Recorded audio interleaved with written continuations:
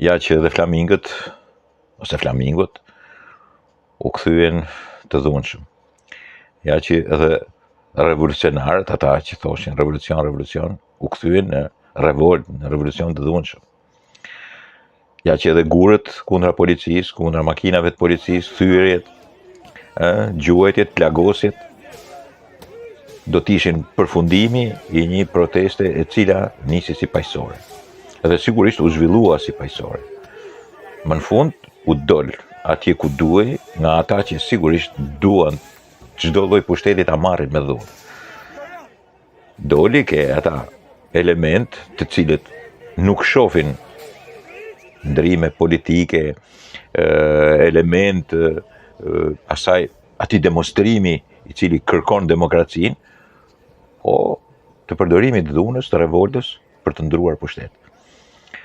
Do të dilte sepse sigurisht brenda për brenda ka element të cilët e kanë provuar me mënyra të tjera. Edhe sigurisht element anarkist, veturina të PD-s, futje të njerëzve anarkist, ultramajtist, që do përdorin dhunën se s'bën. Mënyra e tyre e vetme përballë të gjitha sistemeve dhe pushteteve është dhuna, që është pjesa më e madhe e antidemokracisë. Ata vetëm dhunën konceptojnë dhe dhunën përdorin. Dhe sigurisht që do të dinin.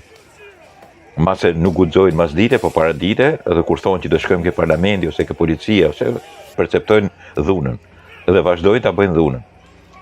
Nuk e di si do t'i përballë shteti, po sigurisht ka mekanizmat e veta të mënyrës që mund të arrestojë dhe mund t'i përballë, po policë po provojnë që sigurisht që do të përdorin dhunën derisa të krijohet me mendjen e tyre, të krijohet destabiliteti i plotë dhe pastaj me anë të këtij lloj destabiliteti dhe kësaj revolte të marrin pushtetin.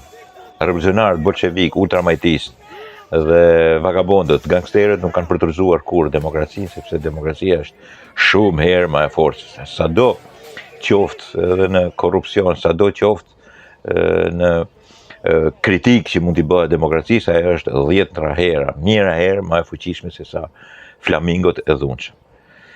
Flamingo të dhunshëm është shpikje e revolucionarëve të dhunshëm, sigurisht folk bolshevik dhe ultramajtis në Shqipëri.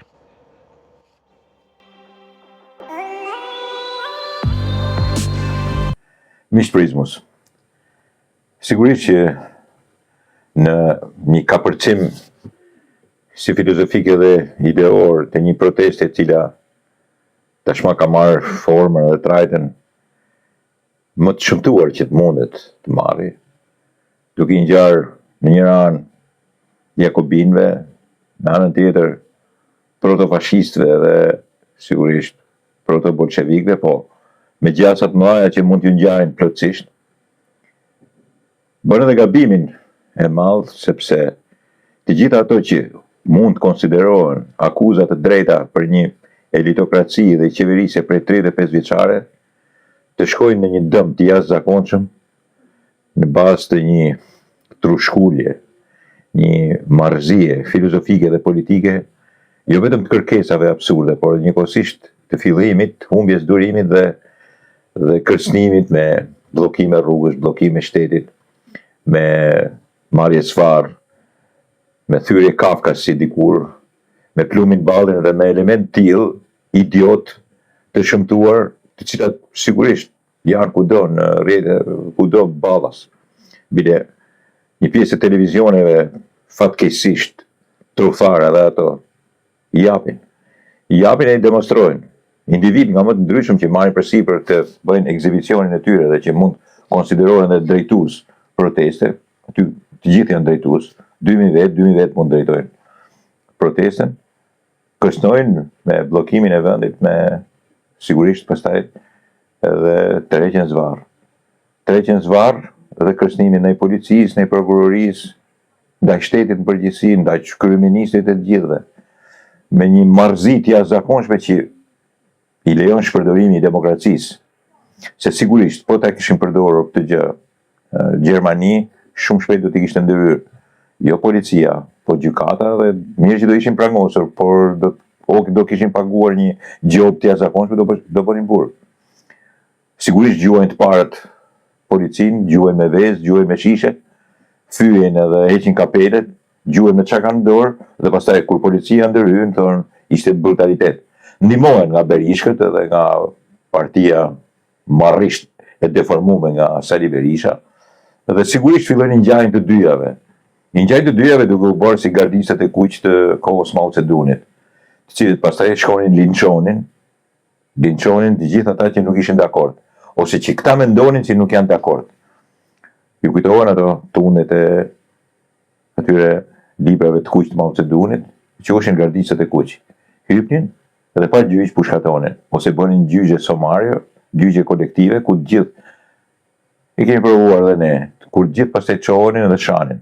Turma krejtësisht pastaj pa tru, pa mendim, turma gjithsesi pa mundësin të bësh dialog, me ultimatume dhe njëkohësisht sharje dhe fyrje, dhe sigurisht zbatohen të gjithë marrëzirat e turmës, të cilat nuk janë më revolucion, po janë një konglomerat fatkeqësisht që nuk sjellin kur gjë tjetër, por organizimin pastaj në atë që ju thash përpara.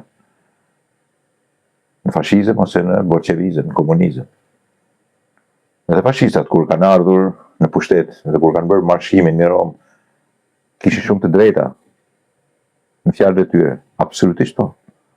Ne e dim që sikur na kanë mësuar, sepse ideologjia kështu të mëson, ideologjia idiote mrapa, komunizmi, që ata i kishin gjitha fjalët e padrejta, nuk i kishin padrejta. Kishin prekur disa prej elementeve që me të vërtetë atëherë shoqërinë italiane të asaj kohe kishin dëmtuar jashtëzakonisht. Po ashtu dhe nazizmi. Por pastaj kur erdhën në pushtet filluan të vrasin. Morën përsipër të gjitha gjërat. Edhe këta kështu thonë. Të shkrihet qeveria, të shkrihet kryeministri, të shkrihet edhe parlamenti, se i bëjmë ne, i zgjidhim ne gjërat. Po ky është fashistizim, janë fashistoi të vegjël. Këta duan të dalin jashtë sistemit. Ose bolshevik. Të dy palët duan të dalin jashtë sistemit, o të kontrollojnë sistemin, të shpikin sistemin tjetër, o të vinë. Po nuk ka sistem tjetër. O është demokraci, është diktaturë, tirani. Dhe këta sigurisht po refuzuan demokracinë, rregullat e saj, sistemin, gjithçka çfarë të shpikin është diktaturë. Është o fashizëm o komunizëm. I kemi provuar. Edhe komunistat me fjalë të bukura vinin. Me ëndra të bukura të jashtëzakonshme, me drejtësi sociale, me mrekullinë e popullit, zërin e tij, të gjitha pastaj vranë popullin e tyre. Edhe fashistët ashtu erdhën. Me mrekulli sociale erdhën ata, me drejtësi sociale të jashtëzakonshme, sociale, nacional socialist edhe nazistët. Po çfarë bën? Asgjë tjetër përveç se mirë viktimat e luftës, por edhe viktimat e luftës brenda llojit edhe njëkohësisht reprezalje si kishin në luftën e klasave në komunizëm dhe në luftën e sistemit, diktaturën, tiranin, krimin që kishin nazistët. Në këtë pikë, absolutisht edhe pse janë për të akuzuar edhe për të çuar në burg shumë nga pjesa e elitokracisë prej 35 vjetësh, në korrupsion edhe në sigurisht në absurd të grabitjes e të vjedhjes, këta që me të vërtet duan të abrogojnë demokracinë janë edhe më keq. Absolutisht më keq. Këta marrin përsipër të thyen sistemin këtu kemi. Të thyen drejtësinë, të thyen presidencë, të thyen gjykatën e lartë, të thyen gjykatën kushtetuese, se s'ka veprim që mund të bëhet në sistem pa u futur këto organizma, pa u futur parlamenti, pa u futur të gjitha. Këto nesër kanë për të mbyllur dhe media, nëse do i shpallin armike. Këta i kanë shpallur armike që tani. Pra kemi të bëjmë me fashistoid dhe me bolshevik të vegjël, kuptohet, të cilët sigurisht ky shtet, Edi Rama, po i toleron, nuk e di për çfarë i toleron. I toleron se s'ka fuqi, apo i toleron sepse do që ata të bëjnë figurën e keqe dhe të rrudhen. Kjo është për të diskutuar. Po i toleron në mënyrë të jashtëzakonshme, dhe nuk është absolutisht e arsyeshme. Është jashtë arsyes. Dhe të thotë kushdo, ata që duan të shkatrojnë sistemin demokratik, ata që nuk duan më t'i binen sistemin demokratik, ata janë o fashist o komunist. Dakord, miqtë mi?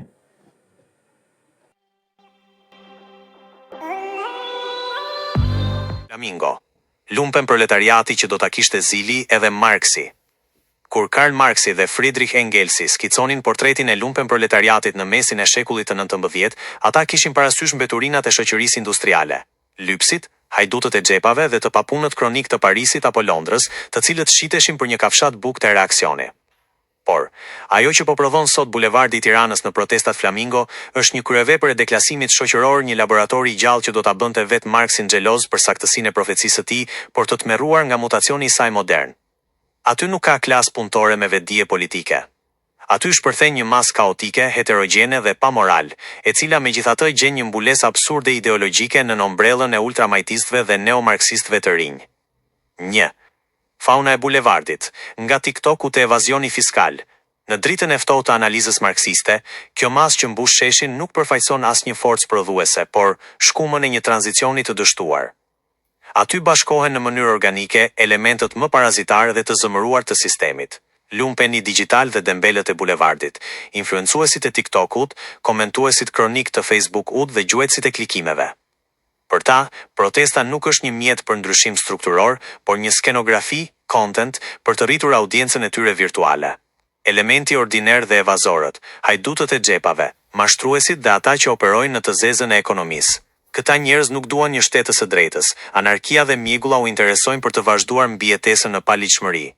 Jashtëqitjet e partive, inatçorët e flakur jashtë nga strukturat e PSS dhe PDS të zëmëruar jo me logjikën e sistemit, por me faktin që mbeten jashtë ndarjes së tepsisë.